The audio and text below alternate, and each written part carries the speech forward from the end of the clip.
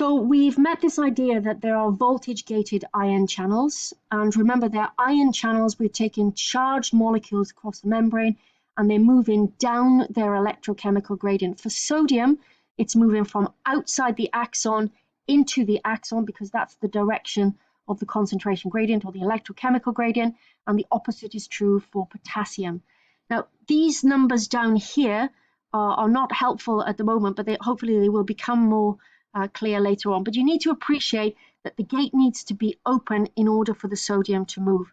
And the sodium moving and the gate opening is dependent on the voltage across the membrane at any given time.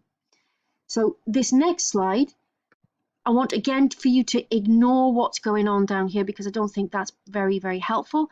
But I want you to appreciate that what we're looking at here is changes in terms of time, and we're looking at the conductance here. So what we can see, if we look at the red one first of all, we've got no conductance, and then suddenly we've got a lot of conductance, and that conductance is going to be sodium moving into the axon, and it moves in with a very, very steep gradient.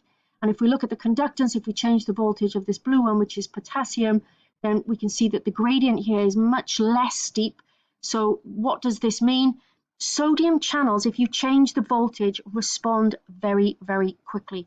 So the reason that we've got this steep line here is because sodium channels are straight into it, right? They respond very quickly. By comparison, potassium channels are slow. So this is the gradient. It's less steep because potassium is slow. We'll come to what this section means in just a moment, but I want you to appreciate that sodium channels are very, very quick to respond to voltage. And if we think about that, if sodium is moving in, sodium is carrying a positive charge, so the act of sodium moving in is going to change the voltage across the membrane, and it's going to change the voltage across the membrane such that more sodium ion channels are going to open, and they're going to open for longer, which encourages more sodium to come in. So sodium moving in causes a phenomena known as positive feedback. So the more sodium that moves in, you get more channels opening for longer, and you get positive feedback. And when sodium is moving in, it's carrying a positive charge. So what will happen is at rest, you've got a negative charge here. If sodium is moving in, you're going to reverse the membrane potential. It's going to become a positive charge. Now, I want to use an analogy of sodium channels with one of my nieces. She's called Edie.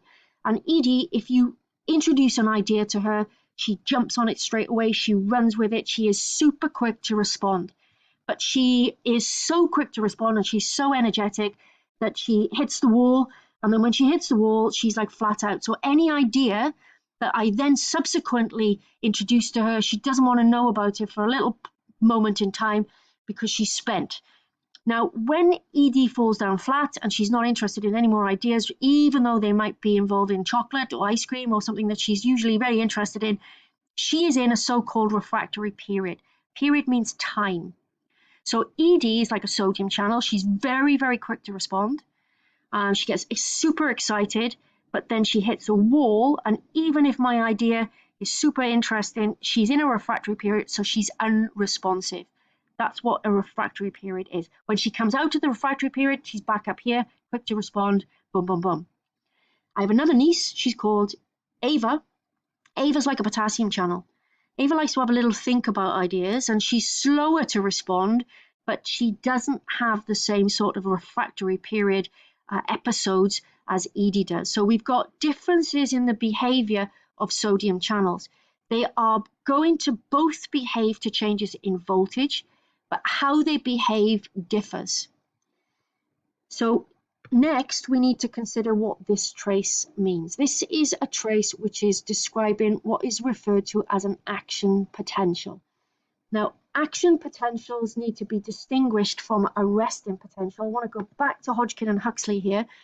So when we inserted this electrode into the axoplasm of the giant squid, we found a trace here on the oscilloscope, and the trace here on the oscilloscope is going to be a flat line, and that flat line is recording a voltage at minus 70 millivolts. So when this is inserted, it tells us that the potential difference across the membrane here at rest is minus 70 millivolts. Now, this electrode here can initiate an electrical phenomena. So I can deliberately stimulate a nerve. I can deliberately change the membrane potential using this particular electrode here. And that is going to allow a different recording here. What we're going to record now is an action potential here.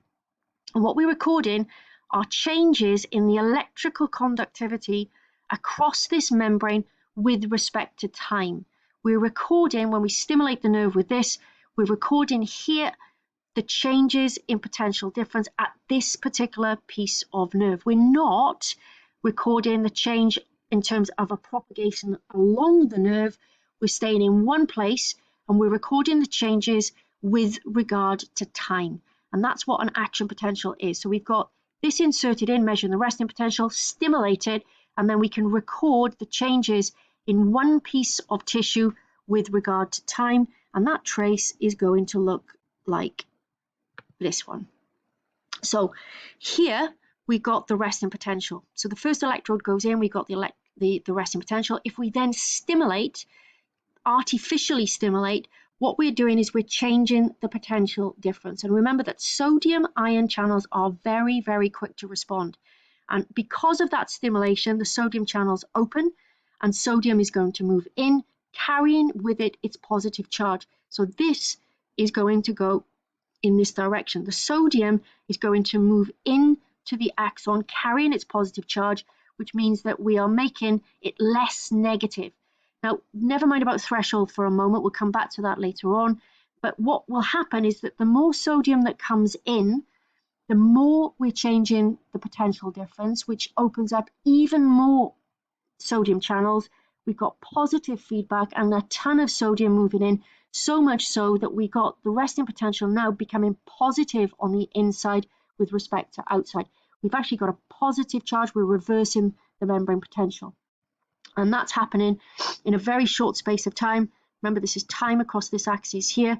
So from this moment in time here at 1 millisecond, all the way up to here, short time, sodium channels are behaving very, very quickly. They're responding very, very quickly. And during this time, potassium channels are thinking about it, right? They are slower to respond. So all of this is caused by sodium moving into the membrane. And we call this event depolarization. Depolarization is a reversal of the membrane potential caused by sodium ions moving in because sodium ion channels are open, and they're open because they're voltage gated. And if we change the voltage, we change the behavior, remember. At this point in time here, okay, around about 1.5 milliseconds, the sodium ion channels are going to go into their refractory state. Edie has hit the wall, she's spark out, she's lying down, she's not responsive. Sodium channels are just like that. So for a period of time, the sodium channels, and that period of time starts here and it ends here at 3 milliseconds. That is the refractory period. It's a period of time where even though we're changing the potential difference, sodium channels are not responsive. They are closed and they stay shut, which means that sodium cannot move across the membrane by diffusion.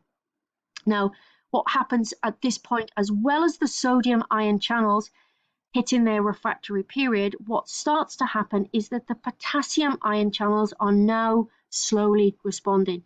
So at this time, potassium ion channels are going to open. Potassium is going to move out down its electrochemical gradient, taking the positive charge with it, which means that now we're becoming more negative across the membrane potential. So we are so-called repolarization. So this is depolarization. And then from here to here, I'm going to call this repolarization. Now it's going to repolarize and it's going to go even more negative than was originally -70. It's going to dip down even further. And we call this part specifically hyperpolarization. Hyperpolarization because we're going even more negative than we were at rest. Some people and some textbooks call this whole part hyperpolarization. I prefer it if we talked about depolarization due to sodium, repolarization due to potassium ions moving, hyperpolarization due to potassium ions moving as well as sodium ions being in their refractory period. Then at this stage, the sodium ion channels are going to be out of their refractory period. So some channels are going to open, not many because it's negative, but some channels are opening, allowing some movement of sodium ions. So we're going to re-establish our resting potential. This is, again, repolarization back to the resting potential. So we've got depolarization due to sodium moving. Sodium hits its refractory state, which means no sodium moves at all. Potassium ion channels open. Potassium moves out, reversing the membrane potential, repolarizing it, hyperpolarizing it. At this stage, it's the end of the refractory period for sodium. Sodium moves, and then we re-establish our resting potential. Now, all of these are changes in the potential difference across one patch of membrane. So these events are called an action potential. Now, an action potential is happening, I know I keep on saying this, but it's very easy to get this muddled up. The action potential is happening here.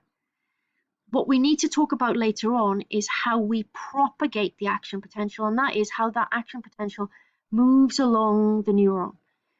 Now, hopefully some of you are thinking, well, why, if this stimulates, we can understand, but how does that happen in real life, so to speak? Well, what's going to happen is we're going to get a receptor, possibly here, becoming electrically excited. That electrically excited receptor is then going to cause the sensory neuron to become to have an action potential here. And if we've got an action potential here, we can propagate the action potential along. If this is a motor neuron, what's going to happen is that we have a synaptic event here. This is going to be clearer later on. And chemicals, which are called neurotransmitters, bonding to the motor neuron are going to cause electrical changes, and that's going to cause an action potential here, and then we get the propagation of the action potential. But what Hodgkin and Huxley did is they deliberately manipulated the ions out here and the ions in here. They deliberately manipulated the size of the charge here to elucidate the events which are now referred to as the action potential.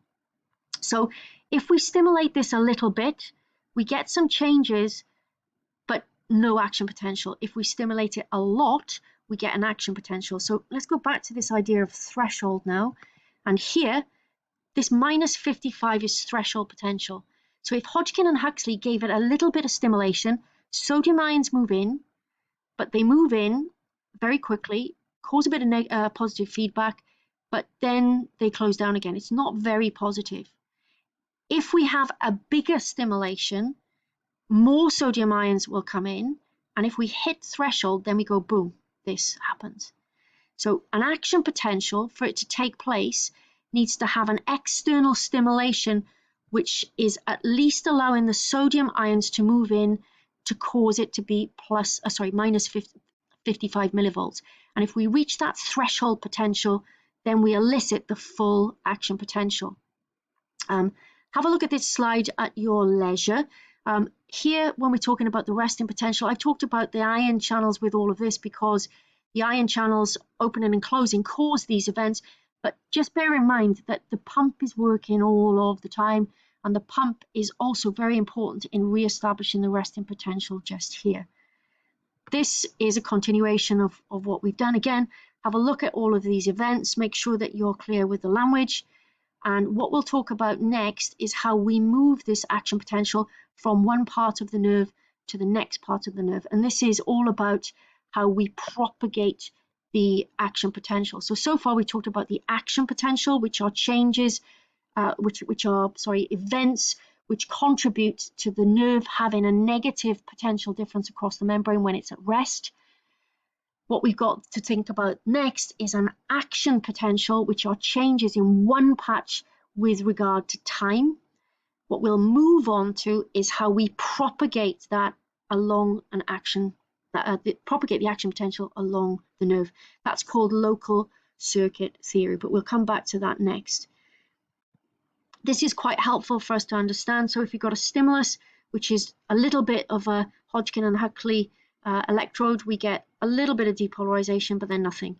If we stimulate it a little bit more, we get depolarization, but not much more. If we depolarize it with enough of a stimulus, we hit threshold, then we got this whole action potential moving along. Okay, so again, that's what we're showing here. So an action potential consists of depolarization, repolarization. depolarization, repolarization. I prefer to talk about high